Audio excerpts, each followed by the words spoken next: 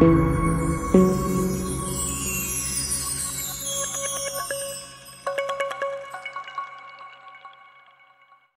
اوقات انسان جانے انجانے میں ایسے افعال کر گزرتا ہے جن کے نتائج بہت بھیانک اور ہولنیک ہوتے ہیں۔ جب نتائج کا سامنا کرنا پڑتا ہے تو انسان کو عقل آتی ہے، چڑیا ایک چھوٹا سا پرندہ ہے، کوئی تصور بھی نہیں کر سکتا کہ یہ کسی سے اپنا انتقام لے گی، لیکن یہ لگ بھگ 1960 کی بات ہے۔ اس زمانہ میں پاکستان کے اکثر علاقے بجلی کی سہولت سے محروم تھے، بالخصوص دیہی اور نواحی علاقے بہت زیادہ پسماندہ تھے، اس لیے رات ہوتے ہی تاریکی کا راج ہوتا، یعنی راتیں روشن تو نہ تھیں لیکن لوگوں کے دل محبت اور ہمدردی کے نور سے منور تھے، لوگ بہت ملنساز تھے، ایک دوسرے کے دکھ درد بانٹنے میں دلی اطمینان و سکون محسوس کرتے تھے۔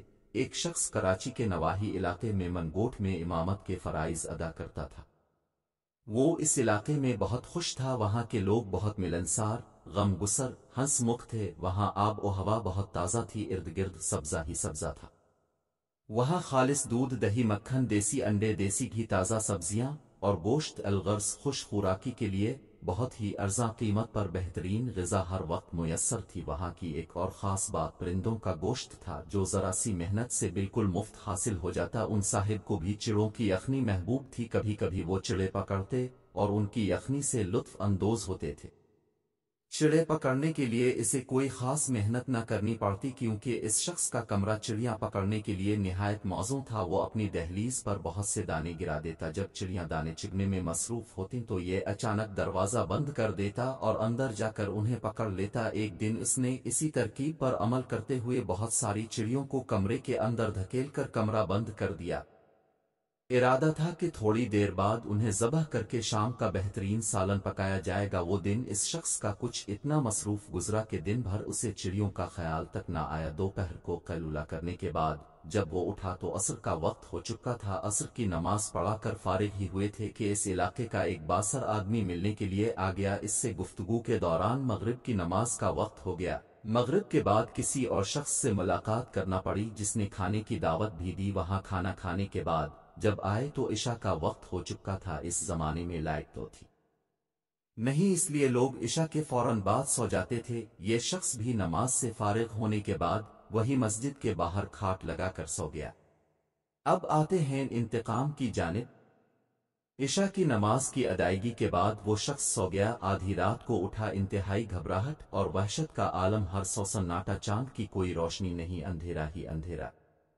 وہ شخص بار بار تھوک رہا تھا، ایسا محسوس ہو رہا تھا کہ وہ خون تھوک رہا ہے۔ جب خوف اور وحشت پر قابو نہ پا سکا تو اس نے فوری ایک فیصلہ کیا اور وہیں سے اونچی اونچی آوازیں دے کر بستی کے لوگوں کو بلانے لگا۔ بستی کے چند افراد آئے، وہ حیران و پریشان تھے، آخر معاملہ کیا ہے؟ آدھی رات کو ہمیں کیوں بلایا گیا ہے؟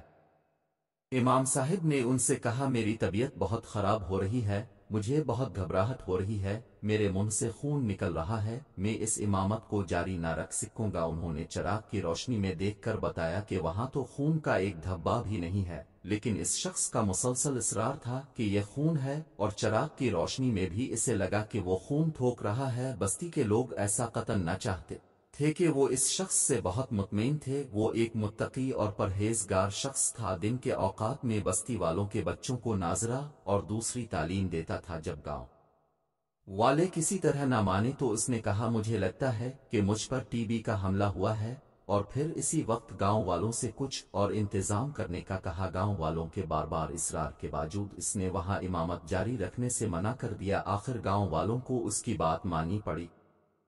اس شخص کو کچھ سمجھ نہ آ رہا تھا کہ معاملہ کیا ہے، وہ جب سونے لگا تھا اس وقت تو بالکل ٹھیک تھا، اس کی طبی معلومات کے مطابق اسے لگا کہ وہ ٹی بی کا شکار ہو چکا ہے۔ اس وقت ٹی بی ایک خوفناک اور لاعلاج مرض تھا، اگر کسی کو علم ہو جائے کہ اسے ٹی بی ہے تو گویا اسے موت کا پروانہ مل گیا، خاص کر کمزور مالی حالت والوں کے لیے یہ واقعی موت کا پروانہ ہی تھا۔ اس شخص کی آواز قبر سے آتی معلوم ہوتی تھی، بہرحال جیسے تیسے کر کے صبح ہوئی، اسی بے چینی میں صبح ہوتے ہی اس نے اپنا کمرہ کھولا، اپنا سامان لیا تو وہاں پورے دن کی بھوکی پیاسی بے چین چڑیاں باہر نکلیں، لیکن گردوپیش سے مکمل بے خبر یہ بے چین شخص سب سے پہلے اسپتال گیا، اپنا چیک اپ کروایا۔